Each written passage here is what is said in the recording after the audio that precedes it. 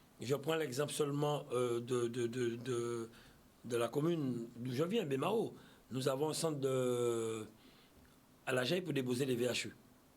Les gens le savent. Les gens achètent des réfrigérateurs, des congélateurs, des cuisinières. Quand c'est plus bon, qu'est-ce qu'ils paient? Ils le déposent près de la route. Ou ils le déposent où ils voient un tas d'ordures. Au lieu de le prendre, d'aller déposer, il y a un endroit pour le déposer. Il y a des déchetteries en Guadeloupe où les gens doivent aller déposer dans les communes, aux Abîmes, au Moule, à Mornalo. Nous sommes en train actuellement de construire 8 déchetteries. D'ici quelques jours, nous allons inaugurer la déchetterie de Pointe-Noire au niveau des plaines qui s'est achevée. Nous allons construire à Vieux-Fort, à Terre-de-Bas, à Terre-de-Haut. Mais il faudrait aussi qu'il y ait une prise de conscience de notre population pour dire que nous aimons aussi notre Guadeloupe et que nous ne salissons pas la Guadeloupe. Quand vous voyez aujourd'hui des entreprises d'espaces verts couper des arbres dans des résidences et prendre ces déchets, les mettre près de la route, je dis non. Ces entreprises doivent aller déposer ces déchets au niveau de la gabarre. Mais pour ne pas payer, eh bien, ils déposent près de la route disant que la commune va ramasser. Mais les communes ont un jour de passage avec les communautés d'agglo qui, aujourd'hui, ont cette compétence. Mais tous les jours, vous voyez des déchets déposés. Et dès que vous mettez des branchages au bord de la route, il y a des personnes qui passent, qui jettent des sacs de poubelle. Et bien voilà, on salit la Guadeloupe. C'est nous-mêmes qui salit. Donc, quoi voulez-vous? Alors justement, est-ce que les entreprises jouent le jeu? Parce que lorsque vous achetez, par exemple, un appareil électroménager, mais la normale voudrait que cette entreprise récupère La normale veut que cette entreprise récupère, et voilà, normalement. Alors justement, est-ce qu'il n'y a pas un dysfonctionnement? Les entreprises, effectivement, ne le font pas systématiquement, mais les collectivités, les agglos ont mis en place des déchetteries de manière à amener certains VHU, tu vois, de manière à les transférer. Pour justement oui, c'est ça. Ramener, vous connaissez le contexte. Oui, mais attendez, qu'est-ce que ça vous coûte de prendre une voiture, de mettre une machine à laver dedans et d'aller déposer à côté d'une déchetterie? Donc, effectivement, comme vous dites, on veut tout, mais on veut tout gratuitement. Je suis désolé.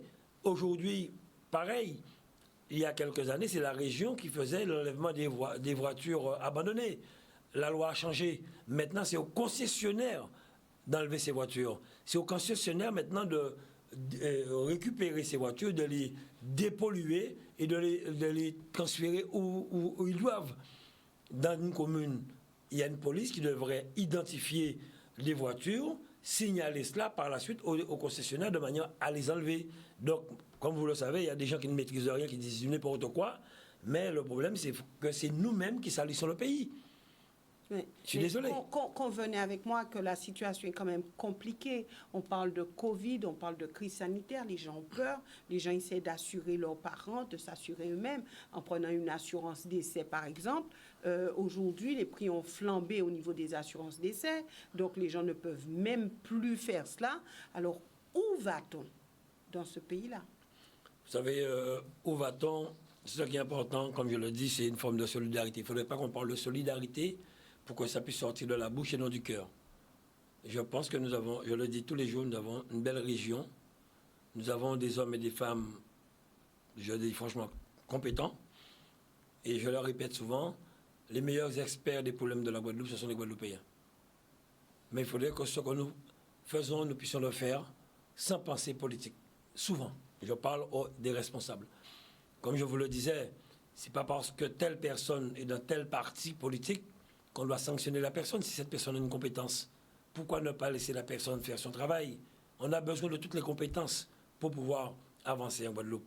Dernièrement, encore à la région, nous avons financé 5 jeunes doctorants pour grossir un peu le nombre d'experts au Guadeloupe. Il y a des jeunes que nous avons présentés au niveau de l'université.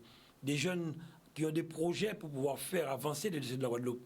Mais est-ce que ces jeunes, quand ils arriveront demain sur le marché de l'emploi, on ne les sanctionnera pas parce qu'ils sont à gauche, parce qu'ils sont à droite, parce qu'ils sont au centre?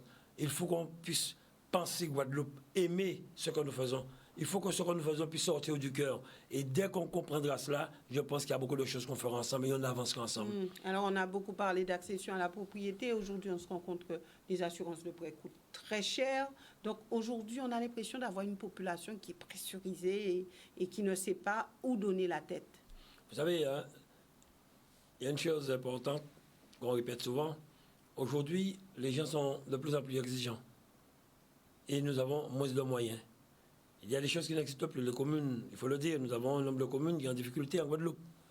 Et pourtant, la population est exigeante. Donc, il faudrait que nous soyons solidaires. Hein. Vous savez, j'ai fait la tournée des 49 communes de la Guadeloupe.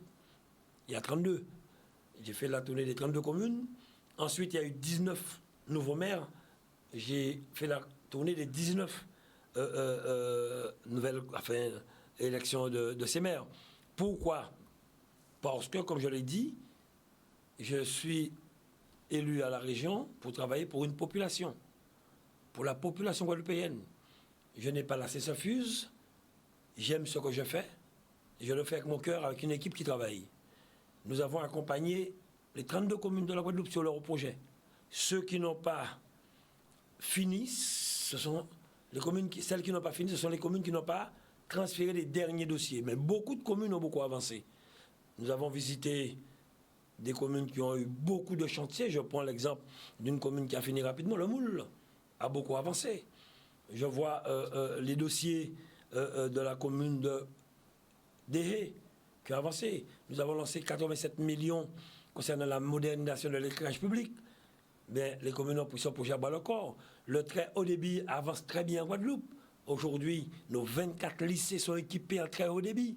Les proviseurs à ce niveau-là sont satisfaits. Donc tous les maires sont satisfaits du travail de la région? Je n'ai jamais parlé des maires, j'ai parlé de la population. Comme je l'ai dit, je travaille pour la population. Mais la population voit ce que nous faisons sur tout le territoire. Et vous dites j'ai été juste et équitable envers tous.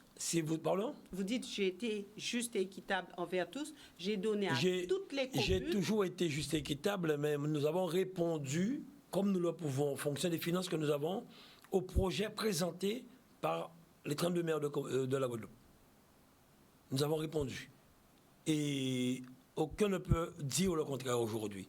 Maintenant, nous avons même pris en maîtrise d'ouvrage la construction de plusieurs écoles à Vieux-Fort, à Pointe-Noire. Nous avons accompagné Anse-Bertrand, à Marie-Galante, au 7. Donc, la région a été présente. Les déchetteries, les routes que nous prenons en charge pour les communes, les aides que nous apportons, les routes d'intérêt régional. Donc, nous avons été vraiment, en matière de pêche, nous avons accompagné plusieurs communes, les pêcheurs ont été accompagnés, la modernisation de la flotte. Nous nous sommes battus pour ça et aujourd'hui, ça va, depuis quand même que nous sommes là.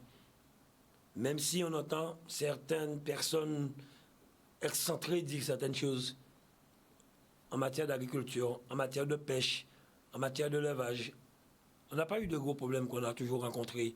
En matière d'essence, on n'a pas eu des problèmes qu'on a connus par le passé. Même si on aurait pu encore faire plus. Mais pour faire plus, il faut qu'on soit ensemble. Il faut qu'on se mette ensemble. En matière de sport, en matière de culture. En matière de culture. Vous avez vu, malgré le Covid, 11 films financés par la région. J'ai même été étonné d'entendre hier soir sur une télé dire que la région n'a pas accompagné sur l'impossible procès. C'est près de 120 000 € que nous avons mis sur ce film. L'accompagnement général de ce film. Mais comment voulez-vous qu'on puisse accompagner des diffusions au niveau de l'Hexagone? Il faut que ce soit les régions de l'Hexagone, les communautés de l'Hexagone qui accompagnent. Nous avons toujours répondu présent. Nous avons même eu des réunions avec des experts pour nous conseiller là-dessus. Donc, comme je le dis, oui, la région a été à la hauteur. Quand j'ai été dernièrement à la Désirade, je vois que les jeunes n'ont pas, même pas 20 mètres de terrain de sport. Tout de suite, la région s'est engagée. Et j'étais content de voir les travaux réalisés par le maire de la Désirade, qui se poursuivent là depuis. Lequel? Les deux, l'ancien et celui qui est là aujourd'hui, qui travaillent là. Alors, quand vous entendez qu'il y a du riz-fifi à la Désirade, je n'ai pas, président de région, je n'ai pas encore entendu cela parce que j'ai encore du travail à faire. Comme je le dis. Tout le monde est au courant. À la Désirade ou à Terre de Bas? Les deux. Ah ben moi à la Désirade. Bon, en tout cas, je ne sais pas. Ce qui est important pour moi, c'est que j'ai vu... Problème entre les deux maires. Là, je ne sais pas si c'est vous qui le dites. Bon, je n'ai pas encore cette information. Pas moi qui le dis. Ce qui est important, c'est que j'ai vu que nous sommes passés à la Désirade. Ça fait la 6e fois que je vais à la Désirade. Que tout ce que nous avons arrêté avec l'ancien maire et le maire d'aujourd'hui, les choses avancent. Et bientôt, ce sont les terrains de sport qui seront éclairés, des accès qui seront financés. Nous avons arrêté avec le maire des choses dans l'intérêt de la population. Nous le ferons. On ne sait pas, puisque l'ancien maire a dit, je reprendrai mon fauteuil. Je parle de l'équipe municipale en place. Oui. L'ancien, nous avons bien travaillé. L'équipe en place, nous continuons à travailler avec cette équipe. Le problème des communes, ça ne me regarde pas, comme je le dis. C'est vrai, ça dérange certaines personnes, mais comme je le dis, il faut qu'aujourd'hui qu'on puisse travailler pour la Guadeloupe avec amour et cœur. Et vraiment, amour et cœur. Et c'est là nous qu'à avancer. Il faut nous arrêter gourmand entre nous. Il faut nous arrêter, empêcher à faire ça, empêcher parce que y a que d'ici qui fait pas fait. Ensemble, il faut nous faire toute bitaine ensemble. Et je pense qu'on a les moyens, on a la possibilité. Donc, quand on entend tout ce qui se passe à Richalus, comment faire ensemble? Comme vous l'avez dit, comme à je vous l'ai dit, il faudrait qu'à un moment... des problèmes. Non, mais ça, ce sont des problèmes internes qui peuvent être réglés. Oui, ce que moi, je veux vous dire, il faudrait que nous puissions nous mettre ensemble pour dire telle commune, tel endroit mérite tel travail, il faut qu'on le fasse ensemble. Et moi, je l'ai toujours dit, chaque fois qu'on a sollicité la région et qu'on a la possibilité, on a dit oui. On n'a pas regardé quelle était la couleur politique de maire. On a dit oui pour la population, pour la Guadeloupe. Et nous continuerons à le faire. Et c'est ça la bonne politique. Que dire à ceux qui ont des petites structures hôtelières, des gens qui ont des gîtes, des chambres d'hôtes, aux loueurs de véhicules? Que dire à ces personnes qui aujourd'hui sont dans une extrême détresse? Est-ce que vous pouvez leur assurer de votre soutien? Je pense que nous l'avons répété à plusieurs reprises. Et j'ai même demandé à ce qu'on fasse encore une information plus dense concernant les sites de la région. Monsieur Denis Céleste, qui est le directeur général adjoint des services, est passé à plusieurs reprises sur tous les médias, notamment ici, pour expliquer un peu que nous accompagnons tout le monde. Nous avons même eu des visioconférences avec les ministres concernés, de manière à accompagner les très petites entreprises. Nous avons accompagné plusieurs dans le cadre de la croissance verte, la croissance bleue. Nous avons accompagné tout le monde. Il y a des aides qui sont mises en place. Comme je vous l'ai expliqué, là, actuellement, nous sommes en train de mettre en place le plan de relance qui avoisinera les 500 millions. On aura peut-être 2 phases. Une phase sur les 2 ans où il faudra consommer un maximum de fonds. Nous avons le projet REACT-EU. C'est un financement mis en place par l'Union européenne qu'il faudrait consommer rapidement. Qu'il faudrait que les dossiers soient montés pour que nous puissions financer ces projets. Donc, quand j'ai parlé de Médecine Vallée, tout cela, nous l'avons mis dans le plan de relance pour relancer l'économie, pour relancer le BTP. Le BTP en Guadeloupe se porte, je le dis, haut et fort, mieux que dans les autres régions de la Caraïbe, parce que nous travaillons, parce que nous avons des chantiers en cours, parce que nous aurons d'autres chantiers, notamment le lycée de Bainbridge qui se poursuit, les giratoires, notamment à la baie du Moule. Vous avez vu du côté de Routa, à Basse-Terre, nous allons commencer. Donc, il y a des travaux. Nous sommes vraiment inquiétés de la situation économique, parce que souvent, on parle de l'économie entreprise, mais là, c'est le BTP qui a un nombre incalculable d'employés. Sur Marie-Galante, le gymnase les travaux avancent très bien. Nous étions là vendredi. Bientôt, nous allons poser la première pierre du gymnase de Mornalo. C'est quand même 3 millions que nous allons investir. Au niveau du CREPS, la piste d'athlétisme a été financée. La salle d'escrime, nous irons poser la première pierre d'ici quelques jours. C'est 6 millions au niveau du CREPS, avec bientôt la réfection du terrain en gazon synthétique. Première piste connectée, 3e piste de la Caraïbe, 3e piste connectée de France. Et je le dis, c'est une fierté pour nous en Guadeloupe. Malgré, comme vous dites, le Covid, on continue à travailler, que la région Guadeloupe, le CREPS de la région Guadeloupe soit aujourd'hui, je le dis, retenu pour la préparation des JO 2024. J'ai même entendu dire qu'on dit le CREPS de la Guadeloupe, le CREPS anti-Guyane. Nous avons la Martinique et la Guyane qui normalement siègent. On attend toujours les élus de ces 2 régions que j'ai à plusieurs reprises écrits. Et aussi, nous avons des jeunes de ces régions qui sont là, mais c'est la région seule jusqu'à maintenant qui finance. Donc, nous sommes satisfaits de ce que nous faisons. J'ai entendu dernièrement, pour finir, j'ai vu, vous savez, hein, les élections arrivent, on prendra beaucoup de coups. Pourquoi? Parce que certains profitent de cette crise pour pouvoir gagner de l'argent, trouver de l'argent, récupérer. Vous avez entendu, j'ai vu dernièrement que certains ont mis sur les réseaux sociaux le giratoire de Jola. Le giratoire est fait, il manque que l'enrober. Nous venons de finir, je le dis, et je cite M. Louis Théodore, que je remercie, qui nous a beaucoup accompagné, l'acquisition des terrains au niveau de la déviation de la Boucan. Aujourd'hui, au moment que je vous parle, l'entreprise Gada Orcan a toutes ses bonnes commandes pour commencer les travaux des tracés des deux côtés du pont. Et là, nous venons de lancer l'appel d'offres pour la construction de l'infrastructure. Ça prend du temps. Il y a eu beaucoup d'études sur l'eau, des études archéologiques à faire. C'est vrai, aujourd'hui, je peux dire que nous sommes satisfaits, nous sommes contents. Bon, maintenant, il est beaucoup plus... Ça nous a retardé, mais je le dis, tout est fait prêt pour cette déviation. Alors, les personnes qui désinforment la population, je leur laisse sur leur péché mignon. Alors, quand vous dites les personnes, certains, tout ça, vous leur répétez... On voit tellement de choses sur les réseaux sociaux, ça fait mal. Vous parlez de qui? Vous parlez de qui? Je parle de toutes les personnes qui mettent je dirais bien, des âneries sur les réseaux sociaux. Je pense aujourd'hui, dans une crise pareille, ce qui est important pour nous, c'est de la solidarité. Que nous puissions rassurer notre population. Alors justement, que nous puissions être solidaires, dire, on nous met nous ensemble, au lieu de mettre du n'importe quoi. Ça fait mal, c'est triste. Il y a un accident sur la route. Je prends un exemple simple, à moto. Les parents peut-être du jeune qui est sur la moto ne savent même pas. On met déjà la photo du jeune sur les réseaux sociaux. Montré par Maya qui est Tibouga, tel est mort. Il y aura tué une famille à Tibouga. Il faut qu'on arrête cela. On ne peut pas se permettre de dire du n'importe quoi. Je pense que quand vous avez un portable, c'est pour échanger, c'est pour parler, pour mettre des choses. Aujourd'hui, on a besoin de choses qui doivent mettre de la joie dans notre cœur. Ça sert aussi beaucoup à faire de la propagande politique. Mais oui, mais ça ne me dérange pas qu'on fasse de la propagande politique. On peut le faire, mais qu'on dise la vérité. Mais dire du n'importe quoi, désinformer la population, ça pas bon. Qui en veut à Richard-Luce? Ah, pas à Richard-Luce. Je ne parle pas pour moi, je parle pour tout le monde. Quel que soit contre un maire, contre un président d'agglo, je parle contre tout le monde. Il faut que nous soyons plus raisonnables dans ce que nous faisons. Je parle pour tous ceux qui mettent des âneries, des conneries sur les réseaux sociaux. C'est tout ce que je veux dire. Oui. Alors, vous avez dit, on a beaucoup fait, vous avez cité beaucoup d'actions menées par la région Guadeloupe. Êtes-vous vraiment, à Richard-Luce, conscient de l'ampleur de la détresse des gens?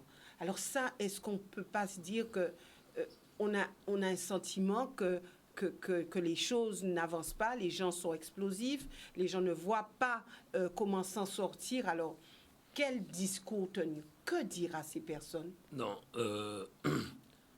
quand vous dites je ne vois pas l'ampleur, je le vois tous les jours. Tous les jours, je reçois des messages de personnes, soit qui ont perdu leur travail, soit qui sont en détresse, soit qui ont besoin d'aide pour leurs enfants. Bien que nous faisons beaucoup, par rapport aux autres régions, je le dis, il y a des choses que nous faisons que, rappelez-vous, la Chambre générale des comptes nous a dit que ce n'est pas de notre compétence. Les choses ont changé, mais nous continuons à faire ce que nous pouvons dans les meilleures conditions. Aujourd'hui, je le dis, c'est vrai, nous sommes dans une crise sans précédent, hein. Ce n'est pas que la Guadeloupe, c'est le monde entier. Nous nous battons, nous faisons face, et nous le faisons bien, je le dis. On ne sait pas de quoi demain sera fait.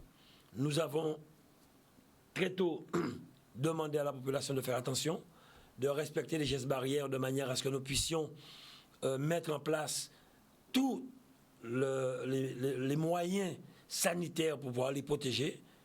Les maires, qu'on le veuille ou non, se sont beaucoup donnés, les présidents d'agglo, le département, la région, et moi je dis le personnel soignant aussi, malgré les difficultés que nous connaissons liées à l'incendie du CHU, qui se donnent pour pouvoir prendre soin de notre population.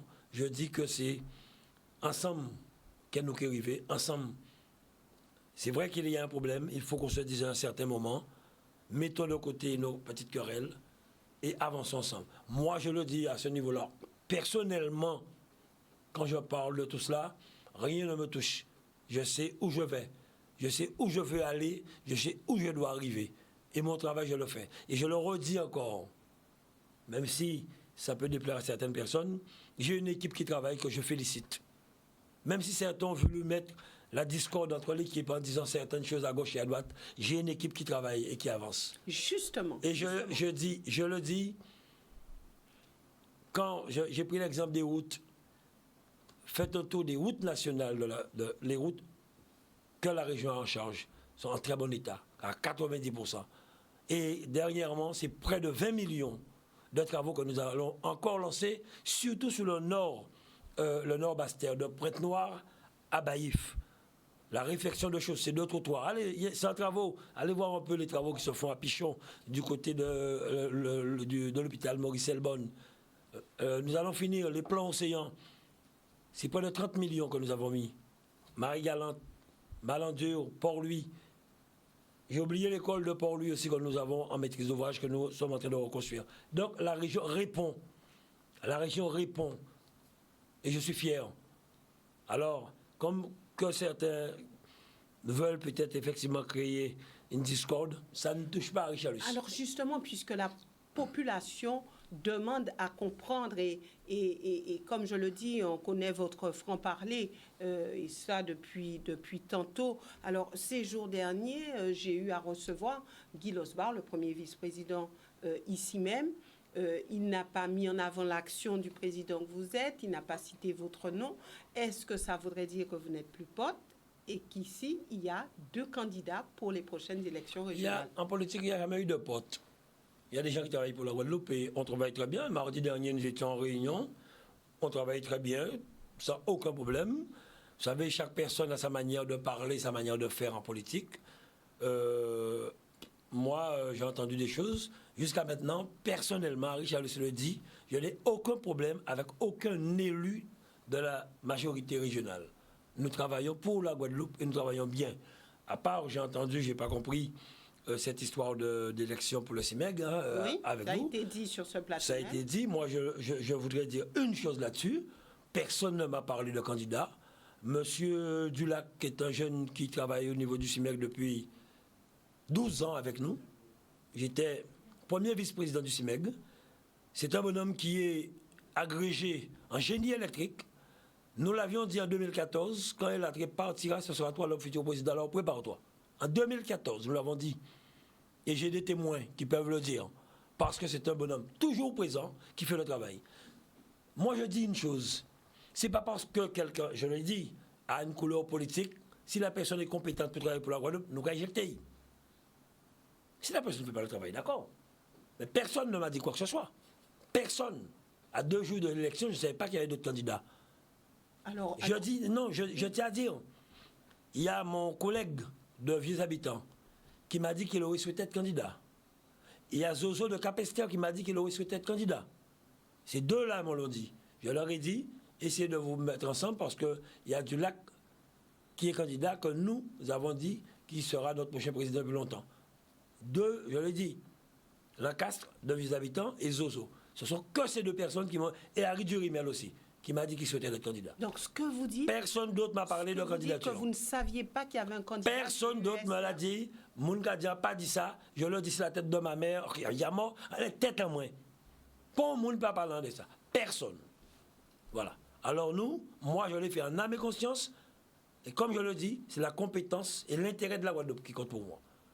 Donc, vous n'êtes plus dans PS, GUSR, tout ça... Je travaille avec... Je l'ai toujours dit, je travaille PS. Je travaille avec tous ceux et celles qui veulent travailler pour la Guadeloupe avec leur cœur. Je ne suis pas là pour gagner un nombre de je ne sais pas quoi. Nous sommes là pour faire avancer. Et voilà le problème de l'eau. Le problème de l'eau, c'est cela. Hein? Si les hommes s'étaient mis d'accord tantôt, c'est malheureux pour les 3 présidents qui arrivent. C'est 3 nouveaux présidents qui sont là, l'agglomération. Mais si ceux qui étaient, et on oublie souvent de le dire, si ceux qui étaient là avant avaient fait le travail, nous ne serions pas là. J'entends certaines personnes parler, oui, j'ai fait dans l'eau, oui, mais l'eau, c'est pas 2015 que ça existe. Il y a des années que ça existe. Nous avons fait à Bémao, j'étais maire, 26 millions de travaux d'assainissement. Et comme par hasard aujourd'hui, on coupe Bémao pour envoyer de l'eau pour d'autres communes. Mais nous avons fait des travaux. On n'a pas eu beaucoup de casques sur le territoire de la commune. Aujourd'hui, les canalisations qui passent sur Bémao sont des canalisations qui alimentent la Grande Terre. Et c'est la région qui le fait. 36 millions de gros chantiers. Donc voilà. Mais comme je le dis, Madame Boissé, Richard Luce n'a rien contre personne. La seule chose que je dis, nous avons une région avec des hommes et des femmes qui font leur travail, notamment Guy qui est le délégué aux finances qui fait bien son travail. Je n'ai aucune animosité et on avance très bien. tout un chacun, je le répète, peut être candidat à la région, comme je l'ai été aussi en 2015. Si certains veulent le fauteuil, j'ai besoin que de tabouret d'une chaise pour travailler. Ils peuvent prendre le fauteuil, je prendrai un tabouret ou une chaise pour travailler. Alors justement, si Guy Losbar se présente à cette élection, Guy Losbar, le GUSR qui vous a fait élire, est-ce que ça ne sera pas un coup dur pour Non. Vous dites... enfin, on verra. Attendons, je préfère ne pas entrer dans ces discussions. Je ne suis pas venu pour parler de cela aujourd'hui. Nous avons des dossiers plus importants que de parler actuellement des élections. Tous ceux qui veulent être candidats en 2021 peuvent l'être. La région n'appartient pas à Richalus, la région appartient à la population guadeloupéenne. La région appartient à la population guadeloupéenne, certes, mais quand il y a quand même des heurts entre nos élus, la population demande à comprendre et à se faire une idée. Je pense avoir dit qu'Arichalus n'a aucun problème avec personne. Et ça se passe très bien. On travaille très bien. Et avec le GUSR, vous n'avez très bien, j'ai aucun problème. Aucun problème. Peut-être que certains ont des problèmes avec moi. Moi, je n'ai aucun problème. Je ne le dis pas. À côté, j'ai entendu dernièrement une émission, quelqu'un parlait de mon ami. Moi, je ne dis jamais mon ami. J'ai entendu tellement mon ami à l'époque, entre certaines personnes en Guadeloupe, et ça a volé un éclat. Moi, je travaille pour la Guadeloupe, avec les Guadeloupéens, avec des élus qui veulent travailler pour la Guadeloupe. Et je l'ai dit, je viens de le répéter, je suis fier du travail réalisé par l'équipe régionale. Chaque élu fait son travail convenablement. Et de toute façon, vous serez présent pour les prochaines élections. Ça, rassurez-vous, oui. Avec ou sans? Je serai avec une équipe qui veut travailler pour la Guadeloupe comme nous le faisons jusqu'à aujourd'hui. Ouais. Vous n'êtes pas dans ces histoires de parti, vous l'avez non, je pense que mon parti, c'est la réussite de la Guadeloupe. La réussite des Guadeloupéens, l'espoir donné aux Guadeloupéens. Oui, changer d'avenir, on l'a dit. Beaucoup ont changé d'avenir. Quand vous avez des masques en Guadeloupe, c'est un avenir qui a changé. Quand vous voyez une entreprise comme Clorex qui fait des solutions, c'est changer d'avenir. Quand vous voyez les jeunes comme Willy Gréco à Sainte-Anne qui a créé une unité de production de farine manioc. Quand vous voyez une entreprise Moisin qu'on a visitée dernièrement à Marie-Galante. Quand on voit la Boudinière, mon oncle, que la région a accompagné à Capester-Bello. Quand nous voyons Guadépis à Saint-François. Eh bien voilà, c'est ça changer d'avenir. Des entreprises qui ont créé entre 5 et 10 emplois. Ça, c'est important pour nous. Oui, quand vous voyez les jeunes qui ont repris la librairie générale maintenant à Basse-Terre, ça, c'est changer d'avenir. C'est ça qu'on nous voit. Quand on voit aujourd'hui des jeunes m'applaudir dans un lycée, me dire, monsieur Alus, merci. Tous nos lycées sont connectés en très haut débit. C'est ça, changer d'avenir. À Richalus, nous avons eu, malheureusement, et nous n'aurons pas le temps de trop nous étendre, mais nous avons eu dernièrement un accident à Rivière-Sens, un accident douloureux où il y a eu un décès. Alors, est-ce que finalement, les radars servent à quelque chose? Vous savez, moi, je ne vais pas m'étendre non plus là-dessus parce que je l'ai dit très tôt. Les radars ne me gênent pas. Les radars ne me gênent pas parce que j'ai beaucoup fréquenté, quand j'étais parlementaire, l'Hexagone. Il y a des radars partout. Je circule en voiture, je n'ai jamais eu de problème. En Guadeloupe, je circule, bien pareil. C'est vrai que certains me disent que ce qu'ils déplorent des radars, c'est chaque fois ils sont obligés de baisser la tête pour pouvoir regarder à quelle vitesse ils circulent. Moi, je le dis, hein, l'accident qu'il y a eu, je crois, c'est à Vieux-Fort. C'est pas à Trois-Rivières, c'est à Vieux-Fort, je crois, c'est à l'intérieur des terres. À Rivière-Sens. Je pense, je ne crois pas, il n'y a pas de radar là, je crois. Non, mais... Il n'y a pas de radar. Non, mais c'est pas le radar qui aurait fait qu'il n'y a pas eu d'accident ou pas, ça dépend dans quelles conditions. Quand on voit le nombre d'accidents d'ordre général... Vous savez, c'est une question de, je le dis encore, de responsabilité des hommes. Hein. Vous savez, vous avez une voiture, vous avez une moto pour vous permettre de vous déplacer. Et je me rappelle mon ancien directeur, enfin un ancien directeur d'EDF qui avait mis à l'entrée de l'EDF, l'heure de prise du travail n'est pas l'heure dont vous devez partir de chez vous.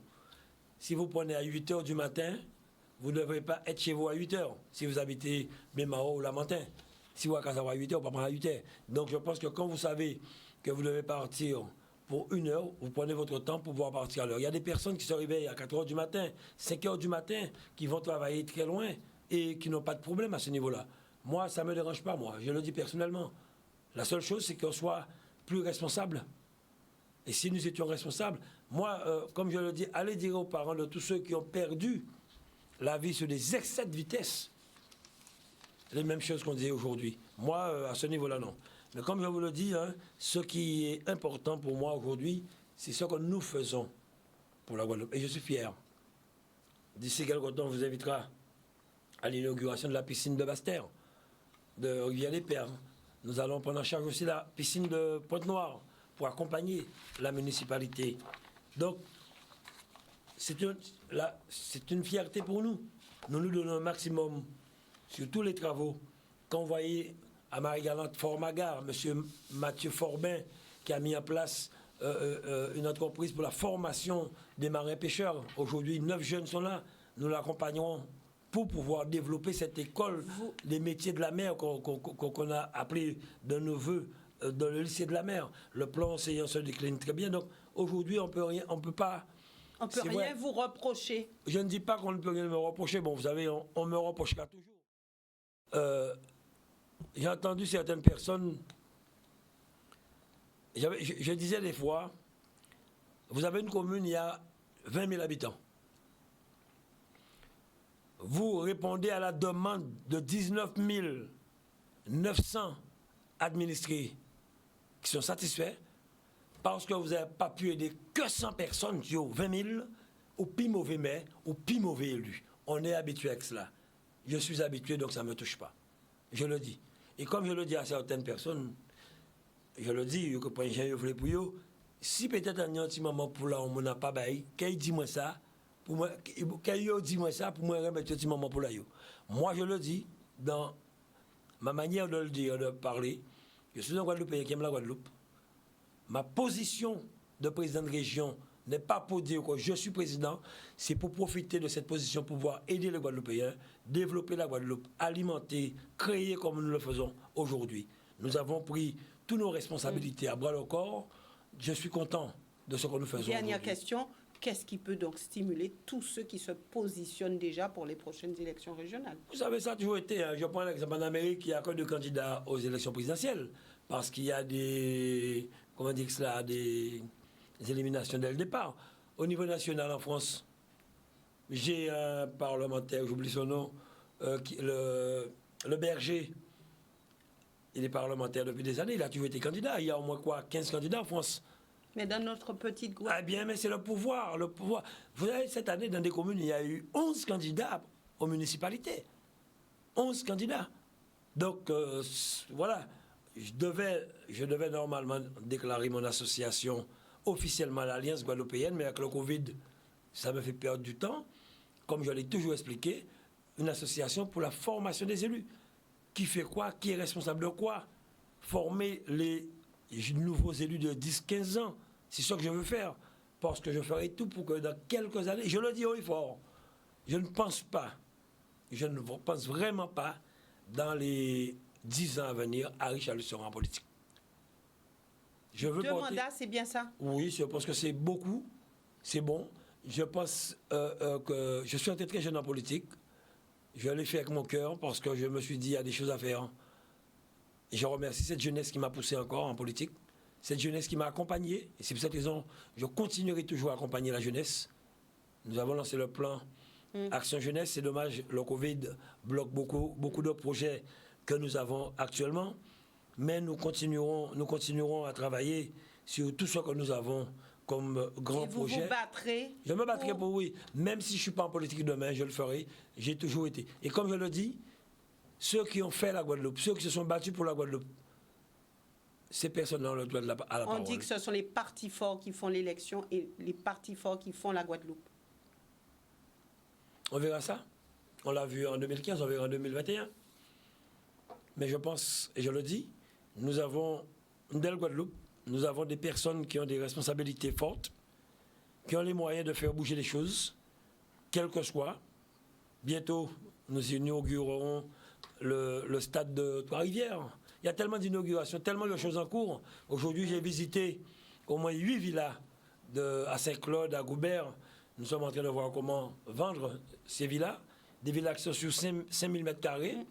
Nous avons un lotissement à Saint-Claude avec plusieurs lots. J'ai demandé à ce qu'on puisse faire un lotissement découpé, des lots de 800 mètres pour vendre pour des jeunes Guadeloupéens à Matouba, Saint-Claude qui vont acheter. Donc vous êtes en campagne? J'ai toujours été en campagne. On ne fait pas, je l'ai toujours répété, je ne fais pas de la politique 6 mois avant les élections. Dès que vous êtes élu, vous êtes déjà en campagne. Vous êtes obligé de mettre en place votre programme. Nous avons fait un plan pluriannuel d'investissement que nous avons vraiment largement touché. J'entends certaines choses, mais ce qui est dommage, c'est que certaines personnes puissent venir et dire le contraire de certaines choses. Mais nous sommes d'où nous sortons, où nous sommes arrivés. Un jour, vous direz qui sont ces certaines personnes. Ça, c'est sûr. Et le jour que je le dirai, on l'eau qui prend bras. Et je finirai sur cela pour le dire. Nous avons aussi lancé... Alors, nous sommes arrivés au terme de l'émission. Oui, 30 secondes seulement. Une consultation pour accompagner les médias. Nous avons donné une mission à M. Jean-Philippe Pascal. Sur un temps relativement court, il a pu voir un certain nombre de personnes. Ce n'est pas fini. J'ai entendu tellement de choses, mais nous accompagnerons tous les médias dans la limite de nos possibilités. On sait le travail qu'ils font. Quel que soit télé, journaux, numériques, nous accompagnerons tout un chacun. Mais comme on le dit, il faut aussi que certaines personnes soient à jour pour à un certain moment bénéficier de certaines aides de l'État qui existent. Mais comme je le dis, je félicite le travail qu'il a réalisé, un laps de temps très court, mais nous n'avons pas fini, il continuera et nous avons aussi d'autres audits que nous faisons pour pouvoir accompagner dans le cadre de ce plan de relance qui sera présenté d'ici, je pense, là, les 15 jours, 3 semaines, accompagner l'économie de la Guadeloupe et nous essaierons de faire. Vous savez comment ça se passe? Dernier mot, vous dites bien que vous accompagnez, vous ne dites pas qu'au vu des prochaines élections, vous achetez des médias. C'est bien cela. Vous savez, hein, tout ça est fait en américain. Ceux qui connaissent Harry Charleston Guadeloupe savent très bien qu'il a un cœur, qu'il aime la Guadeloupe, et ce qu'il dit en général, à 99%, il le fait parce qu'il aime la Guadeloupe. Il ne le fait pas pour la politique politicienne. Merci Harry Chalus d'avoir été sur ce plateau. Merci aussi à vous, téléspectateurs, de nous avoir suivis. Je sais que vous avez été nombreux à essayer de nous appeler, mais le président de région se fera un plaisir de revenir pour répondre à vos questions, puisque ce soir, c'était très difficile de le faire. C'est pas vraiment, hein. On peut faire une émission, je reviens que pour des questions. Hein. Je suis d'accord. Hein. Donc, nous le ferons. En tout cas, vous avez entendu et le rendez-vous sera pris. Excellente soirée à tous.